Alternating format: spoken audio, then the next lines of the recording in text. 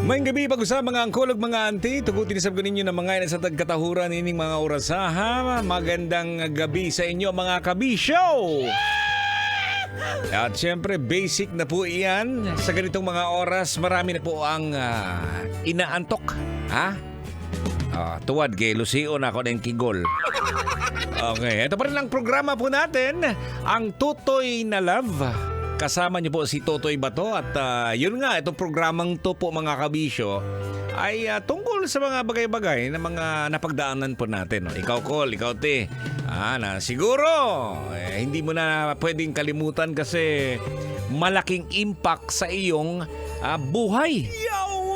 O minsan din naman dahil nga ditong dahil sa pangyayaring ito, nagiging gabay or stepping stone mo to na mas gumawa pa ng mas maganda. Oo, siguro ikaw ay nadapa. Ayan, so tumayo at nakabangon na. Ayun, at pinagtatawanan mo na siguro ngayon yung mga napagdaanan mo po mga kabisyo. Ayan, tamang-tama po no para sa mga mag-asawa to no. At kung ikaw naman pamangkin, siguro napansin mo rin to sa mga kaibigan no, sa kaibigan, sa mga magulang ng kaibigan mo. Or siguro nababasa mo.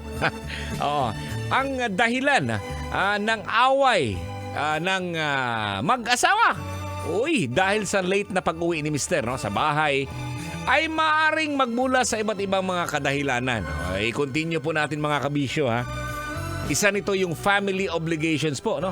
Baka may ibang responsibilidad ang Mister sa labas ng trabaho.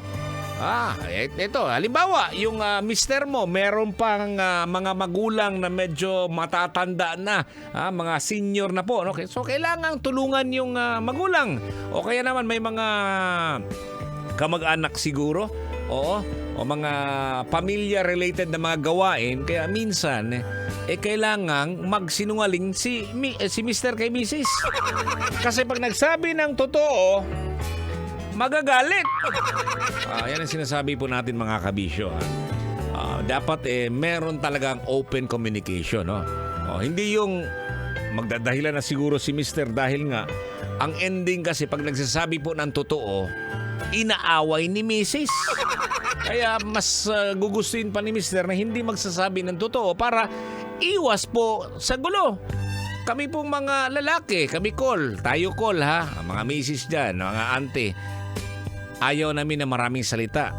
Daghan sulti, daghan sayop. Why sulti, why sayop? Di na lang tayo magstorya, di na lang tayo yaw-yaw.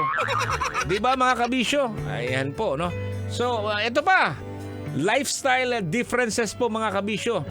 Maaring may pagkakaiba sa mga oras ng pagtulog o activities sa gabi na maaring magdulot ng hindi pagkakasundo, no? Halimbawa, ikaw ngayon ang Col, no? Trabaho mo sa call center. Gabi ka umaalis ng bahay, di ba? Madaling araw kay umaga na po nakakauwi. Ay, siyempre, si Mrs. nasa bahay. Ang dami na, umiikot na naman yung utak ni Mrs. kung saan-saan ka siguro to nakapunta. Di ba? Alam niyo po mga kabisyo na lagi kong sinasabi na ang mahalaga po ay dapat buksan po ang linya ng communication sa pagitan po ng dalawa, sa Mister at saka sa Mrs. at saka sa mag-partner po, upang malaman ang tunay na dahilan ng late sa pag-uwi at syempre siguro mahanapan po ng solusyon, no? Hindi na yung tamang hinala lagi. Duda-duda. Ang ending niyan pag nagdududa-duda, huwag naman sanang humantong sa hiwalayan siguro mga kabisyo, di ba? Basic na basic po yan mga kabisyo. Talagang kailangan ang communication. Yawards ang gulo. Yawards Okay, basahin na po natin yung mga nag-comment po sa ating fan page sa Totoy Bato Official. Mga madalas dinadahilan ni Mister kay Mrs. pag late nakauwi. Sabi ni JR Gutierrez, ayaw ana toy kay masakpan takol. O nga naman, no? Pag nilalaman to ni Mrs. siguro, pag nakikinig si Mrs. Ganyan pala yun, ha? Sabi ni Junex Somblingo, Toy, na-flat ang gulong. Oo, dati. Nagawa ko na rin yan. Buti na lang yung dati nung araw po mga kabisyo. Pag nagdadahilan po tayo mga kabisyo, wala pong ebidensya, di ba? Oo. Salita siguro yung ebidensya. Uy, nakita ko yung mister mo nandun. Pero hindi kagaya ngayon po mga kabisyo kasi tatawagan ka agad, video call ka agad o kaya may picture ka agad, may video, di ba? Bihira na yung mga sinungaling na mga mister ngayon. Alam mo kung bakit? Hindi na makakalusot. Mirisi. Ayan, sabi ni Fritz Musuela, OT as in O beer time. Bakit kaya yung beer talaga yung dinadahilan? Hindi ba si Mr. yung dahilan dyan? Sabi ni John Francis Cornelio III, maaga ako na uwi kaya di ako relate. Yan ang gusto ko sa'yo. Pagkaloyal ka, para kang si Uncle Dagol. MP Villatura, matraffic daw, hindi umuusad yung sinasakyan kaya late makauwi. Alam mo mga kabisyo, lumang na yan, rason. Sa ganitong oras may traffic pa. Uwata ko tets, butiti ka, lusio ko kigol mo. Gandilin, Tagapan, na traffic sa inuman. Pinigilan ng baso. Pinigilan ng baso kaya di agad nakauwi. Kumbaga, nigamot ang baso mo nang wa pa ka nakauli. Sabi ni Mr. Kolokoy, Uncle Totoy Bato nag-OT ng 1 oras tapos 3 oras OT sa magandang trabaho. May kasama pala, may bagong empleyada kaya nandun nagpa-ering-ering. Ga-ering-ering si Mister. Agay, gauwag-uwag naman po ang kagwang ay. Be, lusiong kigulbe. Sabi ni Philip Chrysler, may birthdayhan si kumpare na aya ako. Ayan, pwede to ha. Nagsabi siguro ng totoo to. Ayan, yung sinasabi ko mga kabisyo ha. Huwag agad-agad magalit yung mga misis, yung mga auntie natin.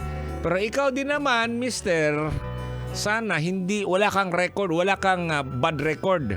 Kasi pag gumawa ka na ng bago na naman na bad record, masisira yung bad record mo.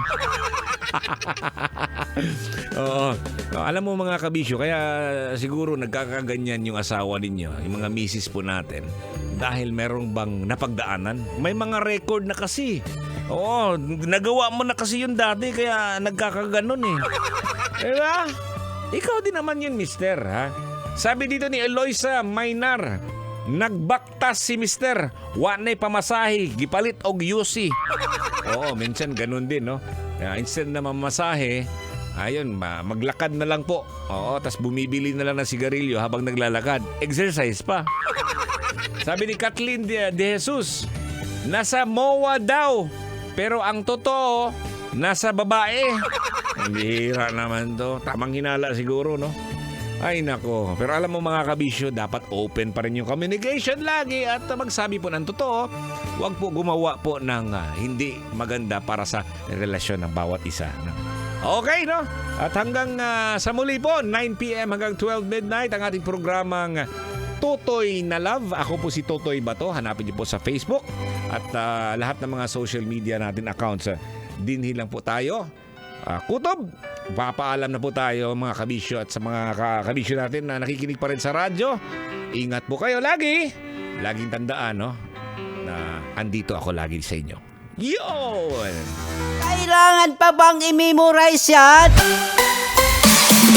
Love Radio. Basic!